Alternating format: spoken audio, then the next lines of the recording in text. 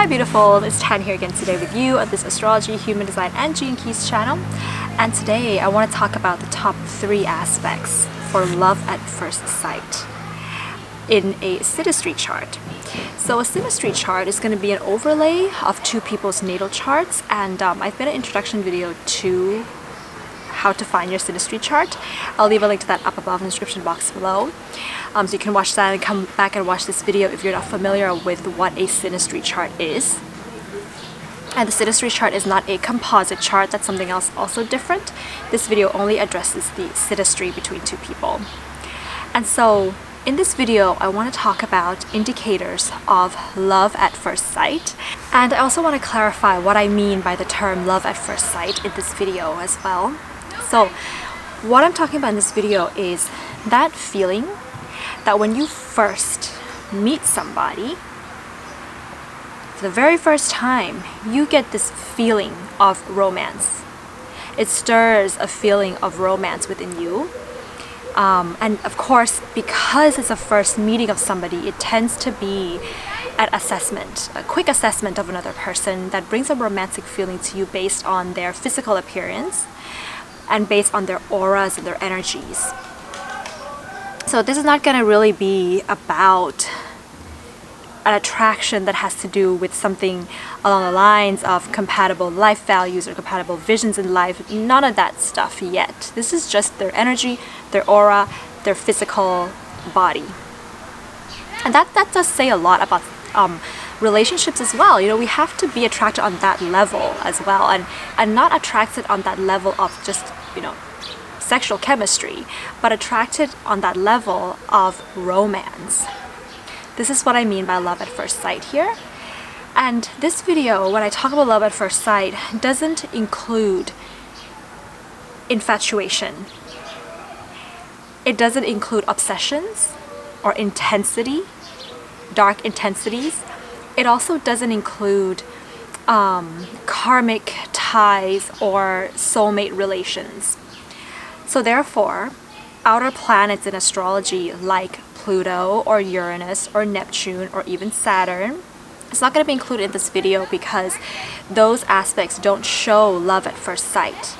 Those aspects show love that evolves over time because they are more collective planets and generational planets, and so there's always going to be a generational theme, a longer way of working with those themes to reach a stage of true love, which all those planets are possible of indicating true love, but it's not going to be love at first sight.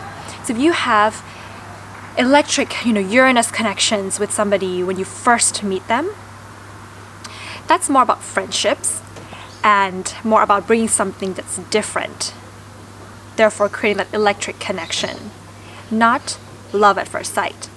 If there's an extreme fantasy, infatuation, feeling of fate, that could be Neptune, but that's not love at first sight. That's just fantasies being stirred up and projections being met. But Neptune has the potential for unconditional love over time, just like Uranus. And of course, there's Pluto. If you have an instant Pluto connection, that's showing an obsession and an ability to sense that the darker sides of you are going to be accepted or be played out in this relationship with this other person, and so it can be attractive in that sense, but it's not love. But Pluto also has that ability to indicate love over time once some transformational aspects of the self and the relationship has been made or done first. Just like Saturn can also show love over time, but an instant Saturn connection is karmic and will show that there is maybe a material resource wise, something that you can be met with the other. But of course, over time, Saturn can show true love as well with regards to longevity and commitment and the investment that you want to make in the other for that longevity. So just to clear that off. Okay, so to get started, the first aspect in a synastry chart that is a very good telltale sign of love at first sight, in the definition of love at first sight that I mentioned, is when you have one person's Venus conjunct another person's ascendant. So if somebody has an ascendant in Libra, another person has a Venus in Libra, and it's very close degrees to each other, the ascendant and the Venus, that's an instant love at first sight, especially for the Venus person who feels love at first sight for the ascendant person first. And the ascendant person tends to feel that they just love they find the Venus person attractive and likes their style, likes the way they carry themselves. Both the people like the way they carry themselves, and like seeing each other as somewhat of a physical ideal. It's very instant there. But of course, if you have your Venus in someone's first house, it's not always going to show that as much as if they were conjunct. And another way of looking at this is also when you go back, you go to human design or the gene keys, and you find the gate that one person's ascendant falls in, and the gate that the other person's Venus falls in. And if they're in the exact same gate, that is really, really strong love at first sight aspect. But if they're in the same sign, but they're in a different gate or different gene key, that's gonna lower the guarantee that it's gonna feel like a love at first sight, but it's still probably gonna be there. There would be a stirring or feeling of romance there, but not as intense as if it were in the exact same gate or human or gene keys. And with regards to Venus conjunct the ascendant, this is gonna be enhanced even more to generate that, like, I really like the way that you look. Like, you are the physical ideal more than any other person out there, no matter what happens. And I just feel this romance. I only want this romance with you. It's going to enhance that more if that person is the Venus person and they have their Venus ruling their love houses. So they have Venus ruling their 5th house, their 7th house, which is what they're looking for in a partner, or even ruling their 8th house. They're going to love this energy even more. So that kind of made sense. So if somebody has a Scorpio rising, right, and they have therefore Taurus ruling their 7th house, and so Venus rules their 7th house, and their Venus comes to conjunct another person's ascendant, beautiful, like just really love at first sight there. So the second aspect in the synastry chart that's going to show love at first sight is when one person has a stellium of planets that involves their personal planets, like these personal planets, the Sun, Mars, Venus, and the Moon. These 4 planets in a stellium, or they're somehow like conjunct to each other, very close to each other. It can also incorporate, it can be like, Sun with Venus and then Saturn and Neptune. That's also fun because we have the Sun and Venus there. And they're in a sign. They're in the same sign as another person's ruler of the 7th house, the 8th house, the 5th house, and sometimes even the 1st house. Okay, so let's say that one person has Sun in Aquarius, Venus in Aquarius, and Neptune in Aquarius. That's 3 planets. That's okay. That can be, I would consider that to be a stellium because of the personal planets involved there as well. And another person has a Leo rising. So their descendant, the cusp of their 7th house, is Aquarius. Oh, that is very juicy. Very, very juicy for love at first sight.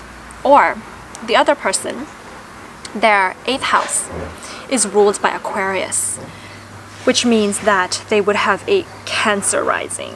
Yes, so their 7th house is ruled by Capricorn, and then their 8th house is going to be ruled by Aquarius. That's also very juicy. It will be an instant feeling of having something to do with each other in a romantic way as well, and in a way of commitments and romance and wanting to dive deeper into the romance stage.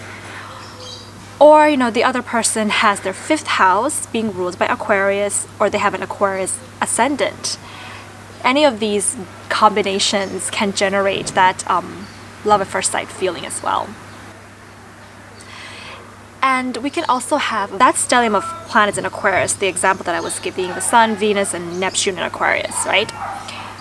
And then another person has, let's say, Mars in Aquarius, or another personal planet in Aquarius, moon in Aquarius, and that moon in Aquarius is coming to conjunct the Sun, Venus, Neptune person's Aquarius stellium. So having a stellium conjuncting somebody else's personal planets, oh, that's also very, very nice and very juicy as well. Or even the opposition. The opposition can also be very juicy, but I don't feel that's as intense in this case as the conjunction. But it depends. That can also generate that love at first sight feeling as well. And the last aspect that I want to talk about here is going to be with regards to an asteroid. Asteroid, Eros, and Psyche. So if you guys have read the story about Eros and Psyche, Eros was the son of Venus, and he was also considered Cupid. He was sent to shoot a bow and arrow at Psyche to make Psyche fall in love with an older, uglier man, because Venus was jealous of Psyche's beauty, basically. That's a short version of the story. But Eros ends up shooting the bow in his own feet, and so he ends up having this instant love at first sight with Psyche. But, however, over time, they maintained their love, and there was real true love there. So I feel like this aspect can be a little bit of like this fate that you didn't expect, that you would fall in love with this person, but yet you have that love at first sight, and somehow there's also true love appearing later on. So when you have one person's Eros in a conjunction with another person's Psyche, or Venus, or Mars, or Moon, or the Sun, or Ascendant, this is going to be very, like a spark of love at first sight going there. That can be just going to depend on other things in the synastry, but it can be true love over time as well. So that's it, guys, for my indicators of love at first sight in the synastry chart. Let me know what you think about these aspects, and please don't comment and ask, what about Neptune? What about Uranus? Go to the beginning of the video. I talked about the outer planets and why I'm not talking about them here. What about Venus conjunct Mars? Venus conjunct Mars is sexual. It does not have to be romantic. It may not even generate that feeling of romance or love, but it's very good sexually. So how do you feel about this video? Feel free to comment below. And if you like it, give it a thumbs up and hit the subscribe button if you haven't. If you already subscribed, then thank you very much for coming along on these astrology, human design, gene keys video. And if you are interested in a synastry reading from me, or any other readings, you can visit my website. The links is going to be in the description box below. And that's it. Have a beautiful day, beautiful souls. Sending you much love at first sight. Bye!